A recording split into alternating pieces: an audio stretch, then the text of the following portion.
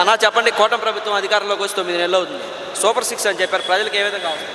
అందిన వాళ్ళకి అందుతున్నాయండి, కొంతమందికి అందలేదండి. అన్నీ బాగానే ఉన్నాయి కానీ తగ్గిస్తామన్న మందు రేటు 100 రూపాయలు క్వార్టర్ చేశారు, రోడ్లు బాగు చేశారు. ప్రభుత్వం కొద్దిగా పర్వాలేదు. ఈ గడిచిన 6 నెలల్లోనే అన్నీ చేయాలంటే ఎవరూ చేయలేరు కదా. అక్కడ గడిచిన 6 నెలల్లో ఎవరూ చేయలేరు పూర్తిగా. అందుకే 6 నెలల్లో కొద్దిగా ప్రభుత్వం రోడ్లు వేశారు.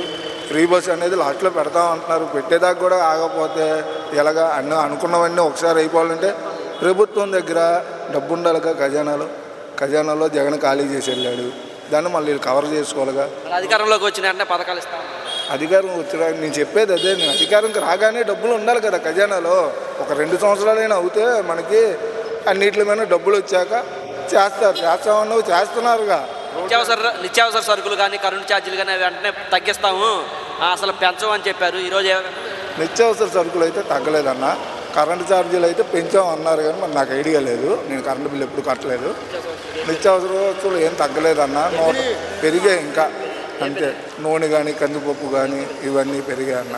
ఇప్పుడు 130 ఉండేది నూనె ప్యాకెట్ సన్ఫ్లవర్, ఇప్పుడు 150 అంట. ఆల్రెడీ నేను ఎందాలే కనుక్కెళ్ళా, 150 రూపాయలు అంటున్నా. గతంలో ఆటో వాళ్ళకి 10,000 ఇస్తున్నారు, ఆటో వాళ్ళని అందరినీ సోమరిపోతులు చేస్తున్నా అన్నారు. కానీ ఆటో వాళ్ళు ఏదో ఖర్చులకు వస్తాయా, గతంలో కేసులు అన్నారు, పెట్టలేదు అంటున్నారు. మరి ఇప్పుడే విధంగా ఉందో అప్పుడే 10,000 ఇచ్చి 40,000 కేసులు రాయిపించాడు కదా జగన్ 5 సంవత్సరాల్లో. మనిషికి 10,000 ఇస్తున్నారు, 20,000 కేసులు రాయిపిస్తున్నారు సంవత్సరానికి. ఇటు ఇస్తున్నారు, అట్లా ఆపుకుంటున్నారు వడ్డీతో సైతం. ఇంకదేనికి మాకు అవసరం లేదండి. ఆయన ఇస్తేనే మేము ఆటోలు బాగు చేయించుకున్నాం ఎన్ని సంవత్సరాలు.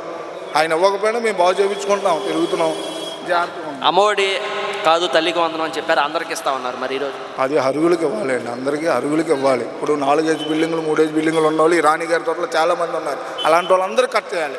రేషన్ కార్డులు కూడా కట్ చేయాలి. కట్ చేస్తేనే పేద ప్రజలకి నిత్యావసర సరుకులు అందుతాయి. అవునా కాదు?